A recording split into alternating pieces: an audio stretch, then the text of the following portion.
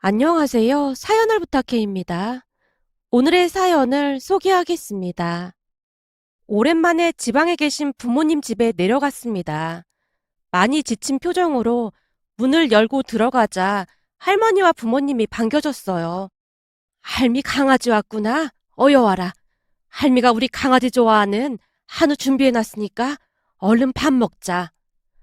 몸도 마음도 지친 저와는 다르게 가족들의 얼굴은 그저 해맑기만 했습니다. 그런 가족들을 보며 미안한 마음과 부끄러운 마음이 들어 미처 거실로 들어가지도 못한 채 제가 눈물을 뚝뚝 흘렸습니다. 아니 얘가 왜 이래? 네가 울면 이 할미 마음이 무너져 내리는 거 몰라서 이래? 얼른 뚝해. 그까지 시험이 뭐라고 울고 난리야. 그 시험이 좀 어려운 시험이야. 처음 시작할 때 어려운 거 알고 시작했잖아. 그러니까 얼른 뚝하고 밥이나 먹자. 할미가 너 좋아하는 된장찌개도 맛있게 끓여놨어. 할머니가 제 손을 이끌고 식탁에 앉혔는데요. 복잡한 신경에 다시 눈물이 쏟아졌습니다. 태희야, 임용고시 어려운 줄 알고 시작했잖아. 그리고 너 아직 젊잖니. 이제 겨우 3번 떨어진 건데 뭘 그렇게 기죽고 그래. 다음에 잘 보면 되지. 사람에 따라서는 운이 늦게 트이는 사람도 있기 마련인 거야. 그 어느 때보다 따뜻한 목소리로 엄마가 저를 달래고 있었는데요. 할머니가 불만스레 입을 열었습니다. 그 임용고시를 꼭 봐야겠니? 그냥 취업하는 건 어때? 너 시험에 떨어져서 속상해할 때마다 이 할미도 마음이 아파서 못 보겠어. 할머니, 난 꼭 임용고시 붙어서 선생님 하고 싶어. 그럼 얼른 먹고 기운 내야지. 이 할미가 너 좋아하는 꽃등심으로 다 사왔으니까 든든하게 먹고 힘내자. 가족들이 다들 제 눈치만 보고 있었기에 미안한 마음이 들어 제가 힘차게 고개를 끄덕였습니다. 그렇게 준비한 한우를 구워서 먹기 시작했는데요. 사람 마음이 참 요사스러웠던 것이 임용고시 불합격을 확인하던 순간 답답하고 숨이 막힐 정도로 우울하기만 했는데 가족들과 함께 고기를 구워 먹으며 마음이 조금씩 치유되어 가고 있었습니다. 너무나 큰 스트레스로 인해 배고픔조차 느끼지 못하고 있었지만 그날은 할머니가 올려주는 고기를 넙죽넙죽 잘도 받아 먹었어요.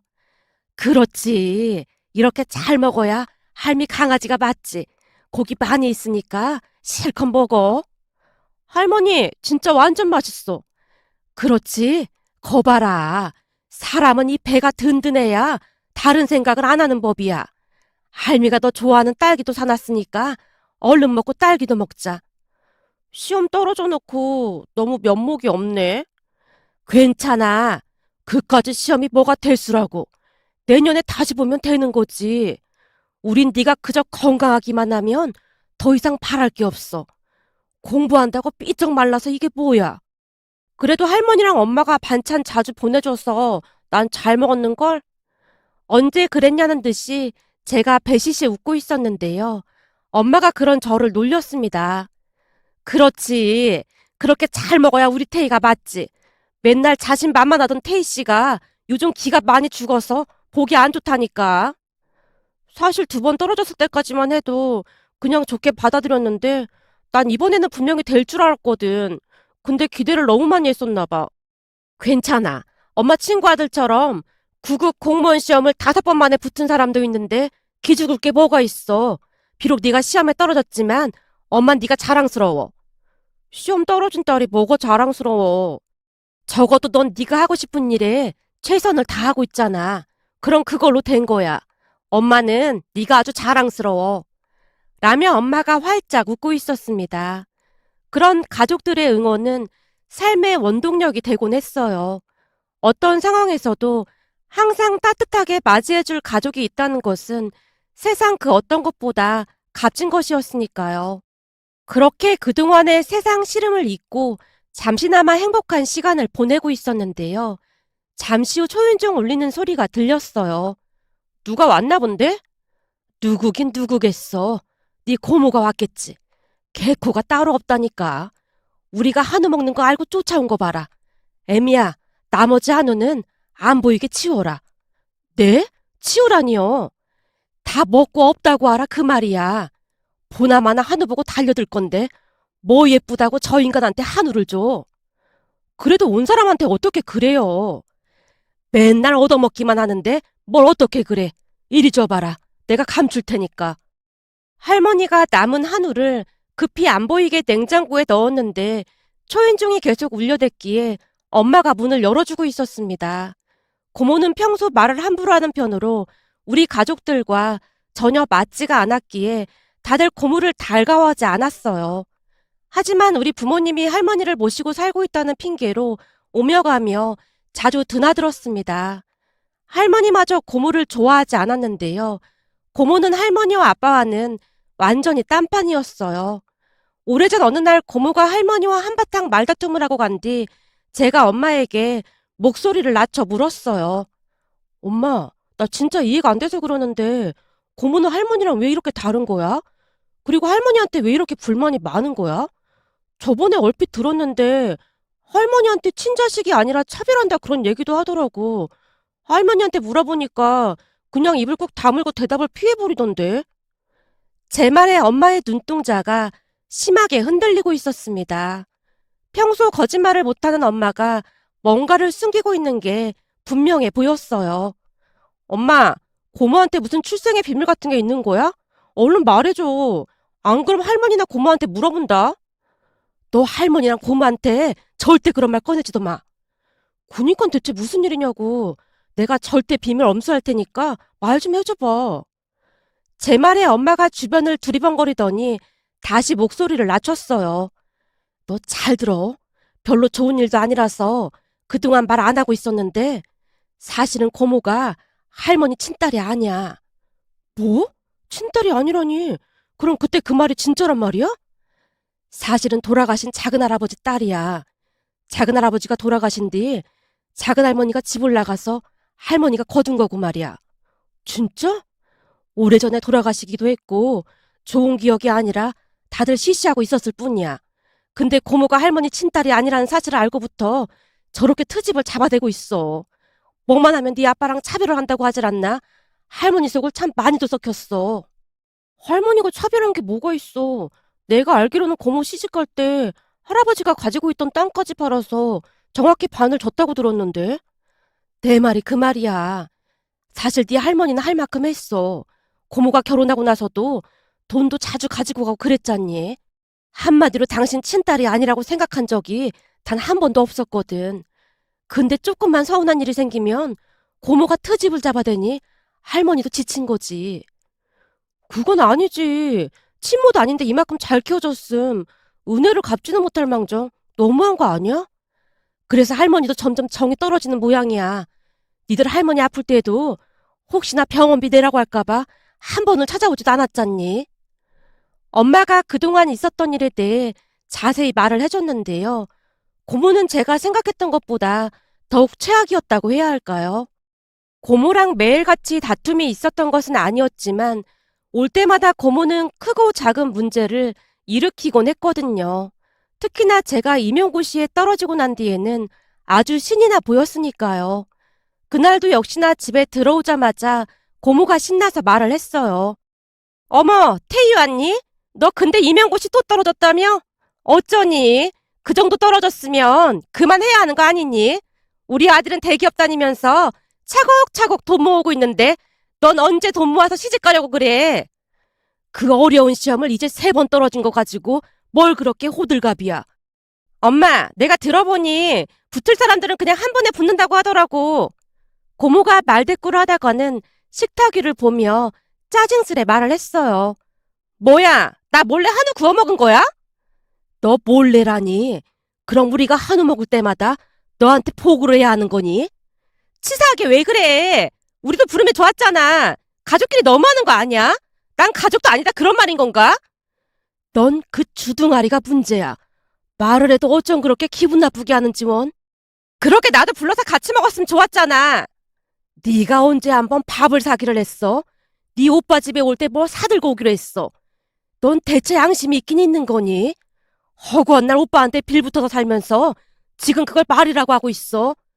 오늘은 우리 태희가 갑자기 내려와서 부랴부랴 준비한 것뿐이야.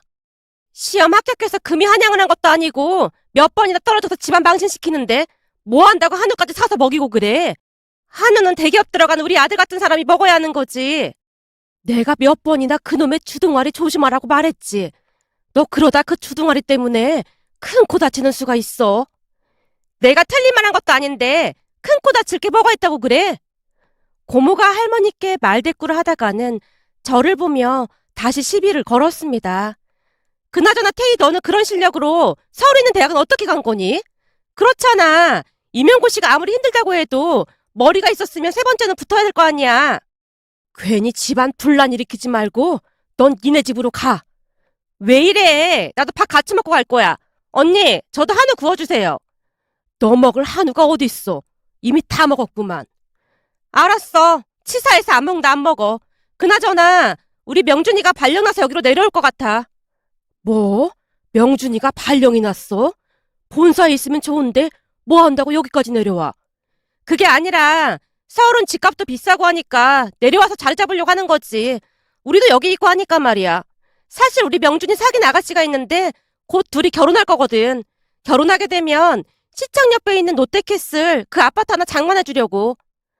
고모, 거기 그 아파트 4억 정도는 하지 않아요? 고모가 무슨 돈이 있다고 그런 아파트를 사줘요? 엄마가 어리둥절한 표정으로 고모에게 묻고 있었는데요. 고모가 별일 아니라는 듯이 대답을 했습니다. 그거야 우리가 알아서 할 거니까 신경 쓸 거 없어요. 언니가 지금 우리 걱정할 때가 아니잖아요. 태희가 백수로 저러고 있는데. 우리 태희는 뭐든 알아서 해서 걱정할 거 없어요. 그거야 언니 생각인 거죠. 고모가 한껏 비웃으며 집으로 돌아갔습니다. 그 뒤 사촌 명준이 오빠는 발령을 받아서 내려왔는데요. 내려오고 얼마 뒤 정말로 결혼을 했습니다. 사촌 새언니가 서울 사람이라고 하는데 고모 집에서 4억짜리 아파트를 해주는 것과 집에서 살 일만 한다는 조건으로 내려왔다고 했어요. 지방이긴 하지만 40평대라 나름 만족해 하는 것 같았습니다. 고모가 어찌나 자랑을 하던지 명절에 다 같이 구경을 가기도 했는데 집이 정말 좋아 보이긴 했습니다. 그렇게 시간이 지나 저도 드디어 임용고시에 합격을 했고 발령을 받아서 잘 지내고 있었습니다. 제가 임용고시에 합격했다는 말에 고모가 썩은 미소를 지은 채 비꼬기도 했지만 딱히 신경 쓰고 싶진 않았습니다. 그 뒤 시간이 흘러 저는 같은 학교 선생님의 소개로 IT 회사에 다니는 남친을 만나게 되었습니다. 워낙 배려심이 많고 착실한 모습에 제가 더 좋아했던 것 같네요. 교직 생활을 하면서 힘든 점도 많았지만 남친이 옆에서 많은 힘이 되어주었으니까요. 그러던 어느 날은 남친이 제게 조용히 말했어요. 태희야, 우리 부모님이 네가 아주 마음에 든 모양이야. 딱 한 번 만나 뵌 건데 정말 그렇게 말씀하셨단 말이야? 말도 마. 아주 똑 부러진다고 진짜 마음에 들어 하셨어. 그리고 네가 요즘 사람들 같지 않게 배려심이 많은 것 같다고 좋아하시더라고. 내가 배려심이 많다고 하셨다고? 난 딱히 뭘 한 것도 없는데. 없긴 왜 없어. 우리 부모님이 말할 때마다 다 눈 마주치고 공감해주고 그랬잖아. 우선 다른 사람 말을 경청하는 게 아주 마음에 들었다고 하시더라고. 진짜? 아, 그럼 정말 다행이다. 그래서 말인데 나도 태희 니네 집에 인사드리고 우리 빨리 결혼하면 어떨까 싶은데. 이렇게 빨리? 그게 전에도 내가 말했지만 내가 임용고시 붙은 지 얼마 안 돼서 돈을 많이 못 모았거든. 그래서 난 돈 좀 모아서 결혼할까 했거든. 사실 우리 부모님 소원이 귀춘하셔서 텃밭 가꾸면서 사시는 거거든. 그래서 우리 둘 결혼하고 나면 지금 사시던 집을 우리한테 주시고 두 분은 양평에 전원주택 지어서 사시고 싶다고 하시더라고. 양평에? 그래서 부모님이 빨리 결혼했으면 하더라고. 두 분 다 지금껏 열심히 사셨다면서 귀촌해서 조용히 살고 싶으시대. 사실 몇 년 전에 이모도 내려가셔서 살고 계시거든. 부모님이랑 이모네랑 워낙 사이가 좋다 보니 더 그런 것 같아. 그러니까 한마디로 돈 걱정은 안 해도 될 거야. 집안에 들여놓을 가전제품만 몇 개 사면 될걸? 그 정도는 가능하잖아. 물론 그건 가능하긴 하지만 호성 씨는 집까지 해오는 건데 내가 너무 눈치 보이잖아. 괜찮아. 우리 부모님도 네가 마음에 안 들었으면 이런 얘기 꺼내지도 않는데 두 분이 아주 좋아하셔. 평소 우리 부모님이 늘 하시던 말이 있는데 돈 많고 그런 거 다 필요 없고 그냥 인성만 바른 사람이면 다 괜찮다고 했거든. 근데 태희 네가 완전 마음에 들었던 모양이야. 라며 남친이 그저 싱글벙글한 모습이었습니다. 그 뒤에 우리는 부모님을 찾아뵙기 위해 집으로 내려갔는데요. 남친을 보자마자 할머니와 부모님도 아주 흡족해하는 모습이었어요. 다 같이 식사를 하는 내내 웃음이 끊이질 않았으니까요. 그런데 그 행복은 오래가지 않았는데요. 잠시 후 불청객인 고모가 또다시 찾아왔거든요. 뭐야, 오늘 태희 남자친구 인사 오기로 했던 거야? 근데 나는 왜 안 불렀어? 태희 남자친구 인사 오는데 너를 왜 불러? 그러는 너는 네 아들 여자친구 인사 왔을 때 우리 불렀니?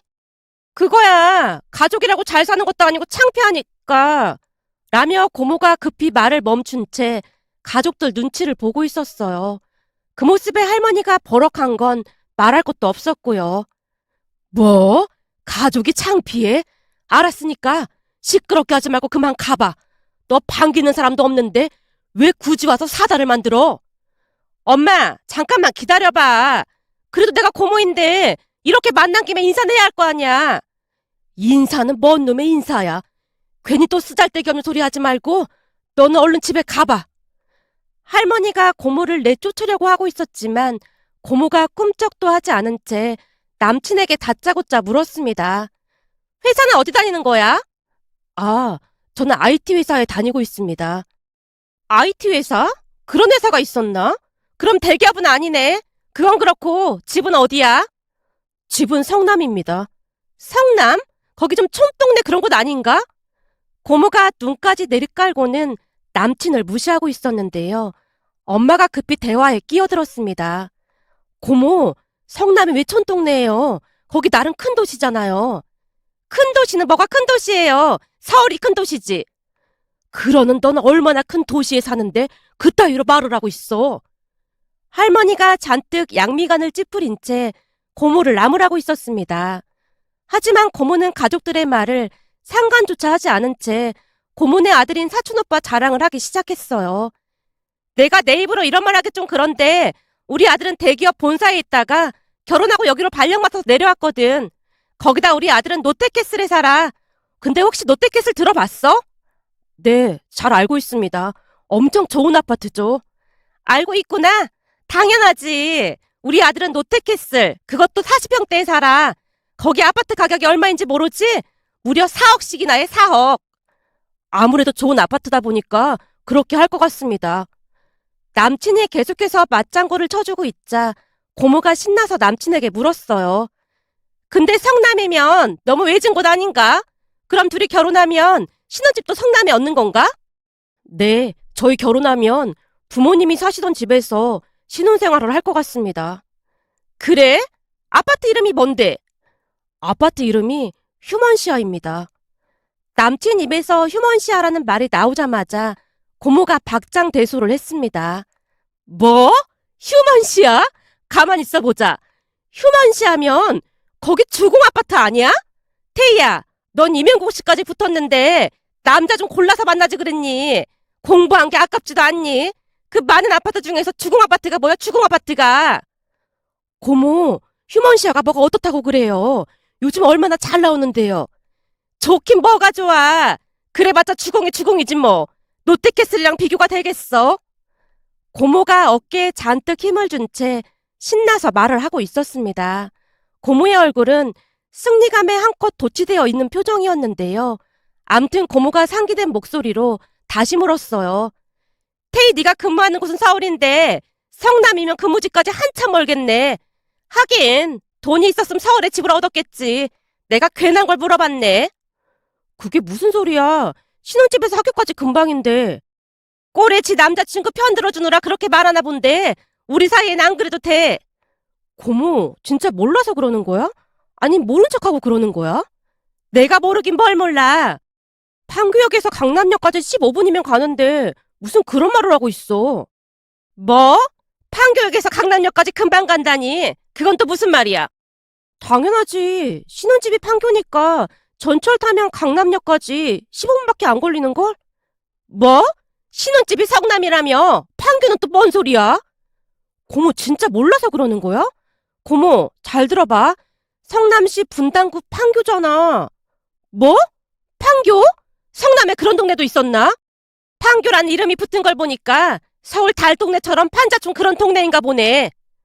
고모의 말에 내내 침묵을 유지하고 있던 남친이 멋쩍은 표정으로 대답을 했습니다.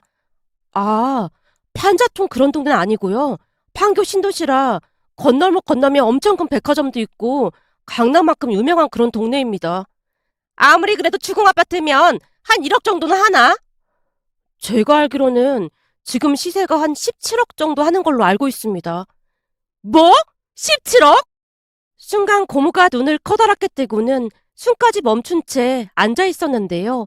17억이라는 말에 정말 많이 놀란 듯해 보였습니다. 곧 정신이 돌아온 모양으로 고모가 다시 물었어요. 진짜 집값이 17억이란 말이야? 근데 그 집을 니들 신혼집으로 주고 양평으로 가신다고? 네, 아무래도 평생 귀촌하시는 게 꿈이었다 보니까 우리 결혼하자마자 바로 내려가셔서 텃밭 가꾸면서 사실 것 같습니다. 꼴랑 4억짜리 아파트 가지고 맨날 자랑질을 해대더니만 판교의 17억짜리 집에 비하면 완전 세 발의 피네. 할머니가 간신히 웃음을 참은 채 고모를 핀잔주고 있었는데요. 얼굴이 샛노랗게 변한 고모가 입을 꾹 다문 채 시종일관 한숨만 쉬다가 집으로 돌아갔습니다. 고모가 나가자마자 가족들이 남자친구에게 사과를 했고요. 하지만 남자친구도 이미 고모가 어떤 사람인지 알고 있었기에 크게 신경 쓰지 않는 듯해 보였습니다. 그 뒤 우리는 상견례를 하고 결혼을 했습니다. 그런데 우리 결혼식장에 왔다 갔던 고모 며느리가 잔뜩 화가 났다고 했어요. 신혼여행에서 돌아온 제게 엄마가 귀뜸을 해줬거든요. 지금 고모네 집 난리도 아니야. 고모네 집이 왜? 알고 보니 그 롯데캐슬 살 때 80%가 대출이었다고 하더라고. 요즘 말 맞다나 있는 대출 없는 대출 영혼까지 끌어모아 샀다는 그 영끌이라고 하더구나. 뭐? 영끌? 그게 정말이야? 그렇다니까. 어쩐지 이상했어. 고모가 돈도 많지 않은데 4억짜리 집을 어떻게 사줬나 이상하긴 했거든. 근데 대출 끼고 산 걸 며느리는 모르고 있었다나 봐. 뭐야? 지금에 와서 그런 소리를 하면 어떡해. 4억짜리 집 사준다고 서울 살고 있는 며느리를 여기까지 데리고 온 건데 그거 알고 며느리가 산다 못 산다 난리를 치고는 짐 사서 서울로 올라가 버렸잖니. 근데 내내 잘 숨겨오다가 어떻게 알게 된 거래? 그게 니들 결혼할 때 그 판교에서 했잖아. 이게 다 고모 입방정이 문제라니까. 라며 엄마가 그날 있었던 이야기를 자세히 해줬습니다. 엄마 말에 의하면 결혼식장에 참석한 고모가 지나가는 말로 중얼거렸다네요. 태희는 무슨 복이 있어서 이런 남자를 만났나 몰라. 판교에 17억짜리 아파트면 완전 팔자 핀 거네. 어머님, 신혼집이 17억짜리래요? 우와, 대단하네요. 왜, 부럽니? 아니요, 가격은 차이가 나지만 저희도 아파트 있는걸요 뭐. 저는 우리 집에 아주 만족하고 있어요. 고모 며느리가 나름 현명하게 대답을 했던 모양인데요. 순간 고모가 말실수를 했다고 합니다. 그 아파트 베란다 정도만 우리 거고 나머진 다 은행 건데 넌 참 속 편해서 좋겠구나. 네? 그게 무슨 말씀이세요? 고모네 며느리가 놀라서 묻고 있었고 옆에 있던 사촌오빠가 방방 뛰면서 고모를 나무랐다고 하네요. 그날 집에 돌아간 고모네 며느리가 아파트 값의 80%가 대출인 사실을 알고 사기 결혼을 당했다며 짐을 싸서 친정으로 가버렸고요. 듣는 내내 어찌나 어이가 없던지 말이 나오지 않았기에 제가 넋을 놓고 듣고 있었는데요. 엄마가 더욱 황당한 소리를 했어요. 문제는 니네 고모가 우리 집에 와서 그 빚 좀 갚아달라고 난리를 쳤다는 거야. 아니 그 돈을 왜 우리가 갚아줘? 말이 되는 소리를 해야지. 내 말이 그 말이야. 그 돈 안 갚아주면 아들 며느리 이혼한다고 울고불고 난리도 아니었어. 설마 할머니랑 아빠가 해준다는 건 아니겠지? 그걸 우리가 왜 해주겠어? 돈이 어딨다고. 니네 고모가 그동안 가져간 돈만 얼만데 절대 못 해주지. 할머니한테 은혜는 못 갚을 망정이지. 어쩜 그럴 수가 있어? 제 말에 엄마가 긴 한숨을 쉰 채 말을 피하는 모습이었습니다. 그 뒤 사촌오빠 부부는 이혼 소송까지 갔다고 들었어요. 그리고 고모는 혼비백산한 채 며느리 친정까지 가서 빌고 난리가 아니었다고 합니다. 그 모습에 할머니 표정이 한없이 어둡기만 했는데요. 고모가 예전처럼 집에도 자주 오지 않고 두문불출하고 있다고 했으니까요. 고모가 키워준 할머니께 효도하고 바른 마음으로 살았다면 고모의 삶도 바뀌지 않았을까 하는 마음이 들어 이렇게 글 남겨봅니다. 오늘의 사연은 여기까지였습니다. 즐겁게 보셨다면 구독, 좋아요 부탁드립니다. 고맙습니다.